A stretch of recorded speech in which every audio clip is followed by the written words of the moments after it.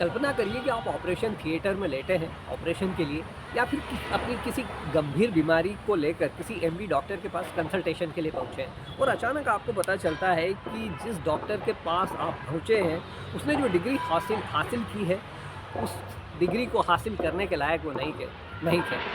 उस स्थिति में आप पर क्या बीतेगी?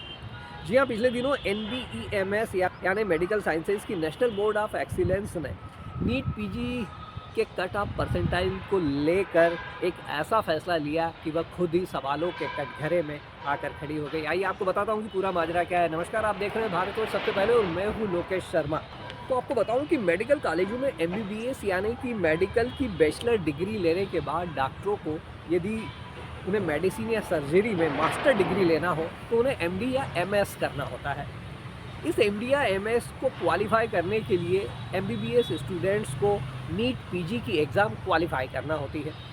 लेकिन सत्र 2025-26 में नीट पीजी की एग्ज़ाम के दौरान छात्रों का प्रदर्शन, जी हाँ सुनिएगा, ध्यान से सुनिएगा, छात्रों का प्रदर्शन इतना कमज़ोर रहा कि नीट पीजी की 18,000 सीटें खाली रह गई।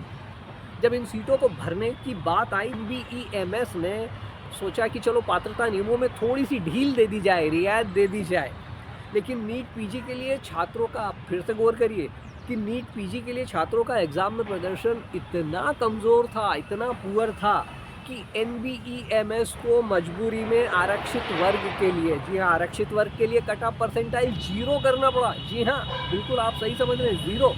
और वहीं सामान्य वर्ग के लिए, ये भी सामान्य वर्ग में कहीं दूर नहीं था, सामान्य वर्ग के लिए कट ऑफ परसेंटाइल 50 से घटाकर 7 करना पड़ा। यानी कि यदि आरक्षित वर्ग की बात करूं तो इसे ऐसे समझिए कि -40 नंबर भी यदि किसी ने नीट पीजी की एग्ज़ाम क्वालिफाई करने के लिए लाए हैं तो उसका सिलेक्शन हो रहा है। और यह जानकारी पिछले दिनों NBEMS ने खुद अपने एक नोटिस के द्वारा दी। अब आप खुद ही बताइए कि वैसे ही देश में शिक्षा के स्तर का बंटा ढार हो चुका है। देश में शिक्षा के स्तर की हालत किसी से छिपी नहीं है। और वैसे भी मेडिकल और इंजीनियरिंग कॉलेज की एंट्रेंस एग्ज़ाम तो अपने घोटालों, डमी कैंडिडेट सॉल्वर के लिए वैसे ही पूरे देश में कुख्यात है। ऐसे में यदि नीट पीजी में छात्रों को 0 परसेंटाइल पर एडमिशन दिया जाएगा तो फिर हम देश के लिए किस तरह के डॉक्टरों की फौज तैयार करें? डॉक्टरी पेशे को भारत में वैसे ही बेहद सम्मानजनक दर्जा प्राप्त है। भारत में तो इसे केवल पेशा ही नहीं माना जाता है, वरन डॉक्टरों को भगवान माना जाता है। और जब मरीज क्रिटिकल परिस्थितियों में ऑपरेशन टेबल पर लेटता है तो उसकी जान डॉक्टर के हाथों में होती है। और यही वो भरोसा होता है जो भारत में डॉक्टरों को प्राप्त है। मगर जब ये जान बचाने वाले डॉक्टर खुद ही 0 परसेंटाइल पर एंट्री लेकर MD और MS जैसी डिग्रियां हासिल करेंगे तो क्या कर ही एक आम भारतीय आने वाले दिनों में इन पर और इनके पेशे पर भरोसा जता पाएगा?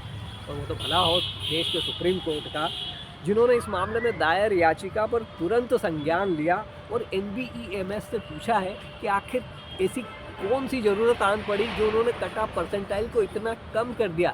तब NBEMS का जवाब था कि चूंकि 18,000 सीटें खाली थी और योग्य उम्मीदवार नहीं मिल रहे थे, इसलिए उन्हें यह निर्णय लेना पड़ा।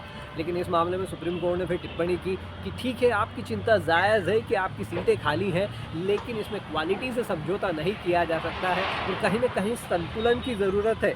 आपको बताता चलूँ कि उक्त मामले की सुनवाई सुप्रीम कोर्ट में जस्टिस PS नरसिम्हा और जस्टिस आलोक आराध्या की बेंच में हुई।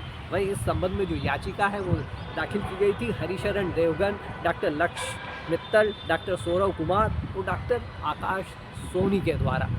तो दोस्तों, यह है हालात कि नीट पीजी के लिए जो कट ऑफ परसेंटाइल है उसे 0 करने की ज़रूरत पड़ रही है। हमारे देश में जो शिक्षा का स्तर वो इस कदर गिरता जा रहा है कि जो डॉक्टर्स हैं, जो कि MBBS ऑलरेडी करके आए हैं, पहले वो एक एंट्रेंस एग्ज़ाम क्लियर करते हैं, तब MBBS के लिए वो क्वालिफाई होते हैं, MBBS की डिग्री पूरी करते हैं, ऑलरेडी वो सब पढ़ चुके होते हैं। उसके बाद फिर से एक एग्ज़ाम होती है जो उन्हें मास्टर डिग्री अलाट करती है। लेकिन उस क्वालिफाइंग एग्ज़ाम में उनका प्रदर्शन इतना पुअर, कट ऑफ परसेंटाइल 0 करना पड़ रहा है।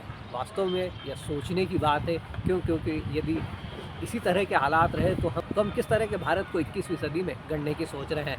नमस्कार। आप देख रहे थे भारतवर्ष सबसे पहले और यह थी एक्सक्लूसिव स्टोरी भारतवर्ष सबसे पहले पर। मैं हूं लोकेश शर्मा और इसी तरह की एक्सक्लूसिव स्टोरीज आपके लिए लगातार लेकर आता रहता हूं। यदि अभी तक आपने हमारे चैनल भारतवर्ष सबसे पहले को सब्सक्राइब नहीं किया है तो सब्सक्राइब कर लीजिए। मिलता हूं जल्दी आपसे फिर किसी नई एक्सक्लूसिव स्टोरी के साथ। तब तक के लिए नमस्कार।